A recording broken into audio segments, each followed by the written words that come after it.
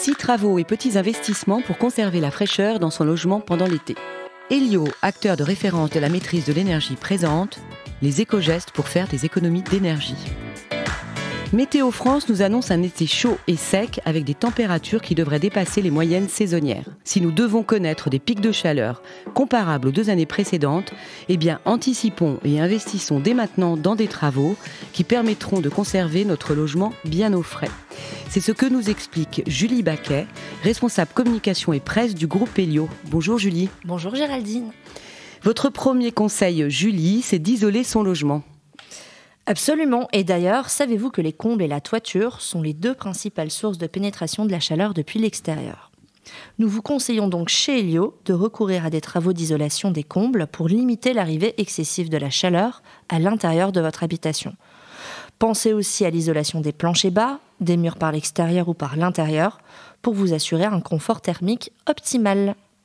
Alors, une autre solution, c'est d'opter pour une pompe à chaleur réversible. Et oui, les pompes à chaleur, qu'on appelle également PAC, ne sont pas destinées à diffuser uniquement de l'air chaud. En effet, la plupart des modèles, on peut citer la PAC RO ou la PAC RR, sont réversibles, c'est-à-dire qu'elles prélèvent la chaleur de l'air extérieur pour rafraîchir l'air intérieur de façon économique et respectueuse de l'environnement. En somme, c'est un cercle vertueux, bien loin de l'énergie dépensée par un climatiseur. Et enfin, sachez que l'installation d'une pompe à chaleur est éligible aux aides de l'État, tout comme l'isolation. Une autre solution, c'est d'installer un double vitrage performant. Et là aussi, vous pouvez installer un double vitrage performant et bénéficier également des aides de l'État.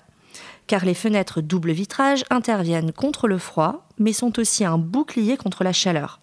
La conception performante du vitrage réfléchit les rayons du soleil et vous évite de subir des chaleurs étouffantes des mois d'été. D'autres petits investissements permettent aussi de gagner grandement en fraîcheur chez soi, je crois. Et oui, c'est une astuce qui est assez intéressante. Pensez par exemple à choisir des ampoules ne produisant pas de chaleur, comme des LED. Elles restent constamment froides, même après une utilisation prolongée. Inversement, évitez les halogènes qui dégagent une quantité importante de chaleur. Et quand on sait que l'on compte en moyenne 5 à 10 points lumineux dans une pièce à vivre, on imagine aisément que la température ambiante peut vite grimper, tout comme la facture d'électricité. Une 5e solution, c'est de créer un îlot de fraîcheur végétale sur son balcon. Oui, les végétaux sont connus, Géraldine, pour améliorer la qualité de l'air. Souvent exposées au soleil, les plantes grimpantes situées sur les murs d'un logement absorbent le CO2 dans l'air. Elles rejettent ensuite de l'eau grâce à leur transpiration. Lorsque les plantes transpirent, de la vapeur d'eau est diffusée dans l'atmosphère et cela réduit la température de l'air. C'est un phénomène au nom un peu barbare, on vous l'accorde, qui s'appelle l'évapotranspiration. Astuce, cela fonctionne également avec des plantes en pot disposées sur le balcon. L'utilisation des végétaux est donc efficace pendant les périodes caniculaires. Enfin, votre dernier conseil chez Elio, Julie, c'est de fabriquer un climatiseur artisanal. Oui, on dit que l'utilisation du ventilateur est l'une des solutions les plus efficaces pour lutter contre la chaleur. Eh bien, cette affirmation est fausse. En effet, un ventilateur brasse simplement de l'air chaud et ne refroidit pas la température ambiante de votre logement.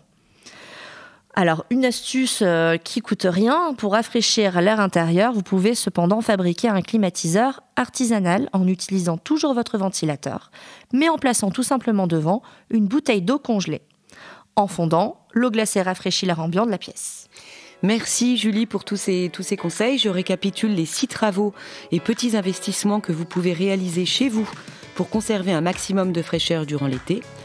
La première, c'est isoler son logement. Le deuxième, c'est opter pour une pompe à chaleur réversible. Le troisième, investir dans un double vitrage performant. Le quatrième, acheter des ampoules qui ne chauffent pas, telles que les LED. Le cinquième, créer un îlot de fraîcheur végétale sur son balcon. Et enfin, le dernier, fabriquer un climatiseur artisanal. Pour mieux comprendre la transition énergétique, retrouvez tous nos podcasts sur le site www.elio.com.